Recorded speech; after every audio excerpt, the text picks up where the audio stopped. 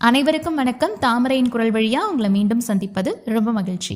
இன்றைக்கான நிகழ்ச்சியில நம்ம கேட்க போறது சிலப்பதிகார கதையிலிருந்து ஆய்ச்சியர் குரவை மற்றும் துன்பமாலை. சிலப்பதிகார கதைகளை தொடர்ந்து முழுமையா கேட்கறதுக்கு தாமரையின் குரல் நிகழ்ச்சியை சப்ஸ்கிரைப் பண்ணுங்க. சப்ஸ்கிரைப் பண்ண அனைத்து உள்ளங்களுக்கும் நன்றி. வாங்க நிகழ்ச்சிக்குள்ள போலாம். மதுரையின் புறஞ்சேரியில் கோவலன் கடைவீதிக்கு சென்ற நேரம் மாதரியின் வீட்டில் ஏனோ ஒரு பதற்றம் நிலவியது. இயற்கையே ஏதோ ஒரு தீமையை சொல்ல துடித்தது.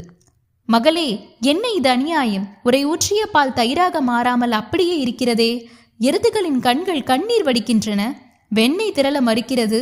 ஏதோ ஒரு பேராபத்து நம்மை தேடி வருகிறது என்று மாதரி கண்ணகியிடம் கூறுகிறாள். வரப்போகும் அந்த பேரழிவை தவிர்க்க திருமாலுக்கு குரவை கூத்து ஆடி வழிபட முடிவெடுத்தனர் அந்த இடைக்குட பெண்கள். 7 ஆய்ச்சியர் கைகோர்த்து அவர்கள் ஒவ்வொருவரும் ஒரு சுரமாக மாறி கண்ணபிரானின் லீலைகளை பாடி ஆடி துடித்தனர். அந்த மாயக்கண்ணன் நம் துயரை தீர்க்கட்டும் என்று பக்தி பாடல்கள் ஒரு புறம், ஆனால் மதுரையின் விதி மறுபுறம் எழுதப்பட்டு விட்டது. வழிபாடு முடிந்து அவர்கள் வைகை நதிக்கு சென்றபோது அந்த செய்தி காட்டு தீயாக பரவியது. கண்ணகியின் கணவன் கோவலன் கல்வன் என்று கொல்லப்பட்டான் என்ற செய்தி. கணவன் கொல்லப்பட்ட செய்தி கேட்டு அலறியபடி வீதிக்கு வந்தாள் கண்ணகி. அவள் அழுத அழுகை மதுரையின் கல்மணங்களையும் கரைய வைத்தது. என் கணவர் கல்வனா? உலகமே கேள், மௌனமாக இருக்கும் வானமே கேள்.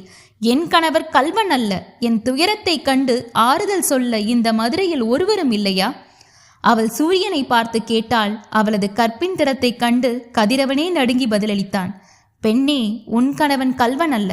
அவனை திருடன் என்று சொன்ன இந்த மதுரை தீயினால் அழியப் போகிறது என்று. முறையற்ற மன்னன் ஆளும் ஊரில் தர்மம் செத்துவிட்டதா?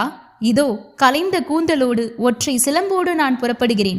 என் கணவன் கல்வன் இல்லை என்று நிரூபிப்பேன் என்று, மதுரையை நடுங்க வைப்பேன் என்று கோபத்துடன் செல்கிறாள் கண்ணகி. நீதி கேட்டு ஆவேசமாக செல்லும் கண்ணகியின் முன்னால் மதுரை மாநகரமே அஞ்சி வழிவிட்டது. சிலப்பதிகார கதையில தொடர்ந்து வரும் வழக்குரை காதை நிகழ்ச்சியை அடுத்த நிகழ்ச்சியில கேட்போம். சிலப்பதிகார கதைகளை தொடர்ந்து முழுமையா கேட்கறதுக்கு தாமரையின் குரல் நிகழ்ச்சியை சப்ஸ்கிரைப் பண்ணுங்க. சப்ஸ்கிரைப் பண்ண அனைத்து உள்ளங்களுக்கும் நன்றி. வணக்கம்.